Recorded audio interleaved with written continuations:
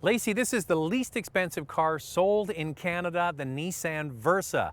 It starts at just $11,798. Now, granted, it's got a manual transmission, roll-up windows, remember those? But the fact that you can get a brand new car, roll it off the lot with a full warranty, a full complement of airbags and stability control for under $12,000 is miraculous. Now, Zach, I don't think a lot of people will be buying the base Versa. I have a feeling that the volume seller will be what we have here, the middle trim SV. With the automatic transmission comes to about $15,600. The most expensive Versa is just over $16,000.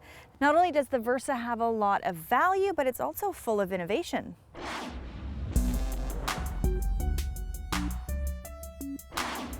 It comes from the all-new V platform. It's the first North American product that's actually stemmed from that platform. V stands for versatile. That platform has been a huge investment for Nissan globally. The Versa sedan weighs, as a result of this platform, 68 kilos lighter than the previous generation. The biggest change to this vehicle is the design. It has a sleeker look. The dimensions, though, are roughly the same as the older model. It's about the same length and same width. What they did was they dropped the roofline, which gives it that sleek appearance.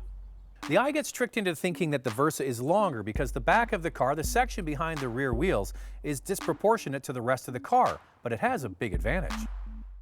And that advantage is a huge trunk. On the SV model, the rear seat splits and folds so you get even more room for cargo. It's hard to believe that this is a subcompact car.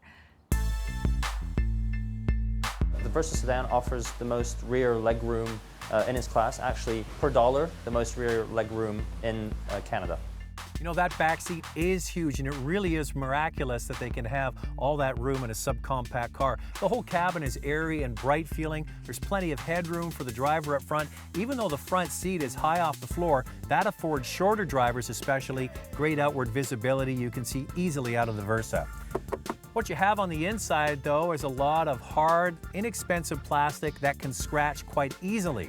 You have to always consider the price. The most expensive Versa is about $16,000. If this car was $5,000 more, it wouldn't be acceptable, but on a car of this price range, it is. The steering wheel tilts but does not telescope. Air conditioning, power windows and door locks, along with keyless entry, are all standard on this trim level. And for $400 more, the convenience package gets Bluetooth, steering wheel radio controls, and an iPod interface system.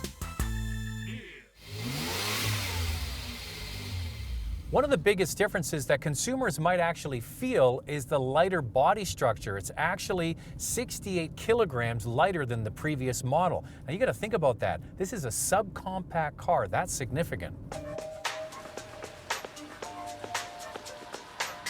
The lighter body provides an opportunity to reduce fuel consumption, and this 2012 model is better by 1 liter per 100 kilometers compared to the last car.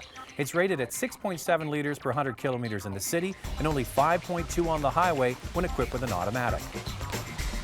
The manual transmission with the Versa actually uses more fuel. That's because today's automatic transmissions are much better at shifting and much more efficiently than humans. And the new continuously variable transmission fitted in this car is smaller, lighter, and produces less friction. Standard safety features include a full complement of front, side, and curtain airbags, anti-lock brakes, traction, and stability control. The thing about this new Versa is it competes on price in the subcompact set, but it actually straddles two classes, subcompacts and also compacts. I think this car is probably even bigger than a Sentra was just 10 years ago. So you get a lot of features, especially with this middle trim, but you get it at a fantastic price, a subcompact price. What's under the hood isn't ultra powerful, but it doesn't need to be because of the lightweight body. The new 1.6-liter engine is lighter as well. It has 109 horsepower and 107 pound-feet of torque. The power goes to the front wheels through a 5-speed manual or the already mentioned CVT. The truth is, Nissan does a great job of their CVT. It doesn't have that motorboat effect where it puts out the power and then it feels like the car has to play catch-up. I gotta be honest, I think that most people, after they spend a couple of hours behind the wheel, will completely forget that they're not driving a conventional 5 or 6-speed gearbox. The steering is electric power steering, which is becoming common in the industry. This produces a light feel, which helps in city driving, but is still fairly precise. Not the case with other manufacturers. One of the most impressive features of this new car is the ride quality. It doesn't feel like a tiny econobox. In fact, quite the opposite. The ride is refined and not jarring, but there's a certain amount of feedback to the driver. The noise insulation is good for a subcompact. On the road, the Versa doesn't feel as peppy or responsive as the Honda Fit, but it definitely has a better ride quality and more oomph than, say, the Toyota Yaris. All right, Lacey, this car has obviously got some great packaging, but what do you think of it overall? Well, you know what, Zach, there's a lot to like with this Versa. First of all, it's incredibly fuel efficient. The new engine and continuously variable transmission is one of the best out there. In fact, it's really easy to forget that you're actually driving a CVT. And you know what, this little car isn't just a city car, it's quite comfortable on the highway as well. And on the downside, there's only really one thing I'm not too crazy about on this car, and that's the interior. It's just a little too basic and plain for me. You spend all your time sitting in the car looking at it, and I don't know, it's just missing something. Yeah, I wouldn't disagree with that, but I think there is a counterpoint. We'll get to that in a second. What I love about this car is the packaging. Huge back seat, big trunk. This is a subcompact car, and you actually have to sit and feel it in person to realize just how roomy it is. Also, the price tops out at just over $16,000, but even though this is an inexpensive car, it doesn't ride like a cheap car. It's got a fairly long wheelbase, it handles well, it's got good insulation from the road and from the engine, so it really is remarkable there. On the downside, no telescopic steering. It's not a big deal, but that I think should be added. Now, Lacey, let's get to the interior. I do agree it's a bit drab on the inside.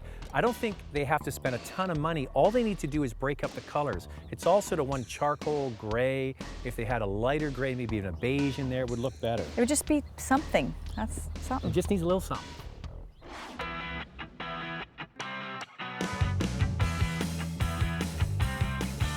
In the market for a small car? See all our reviews at drivingtelevision.com.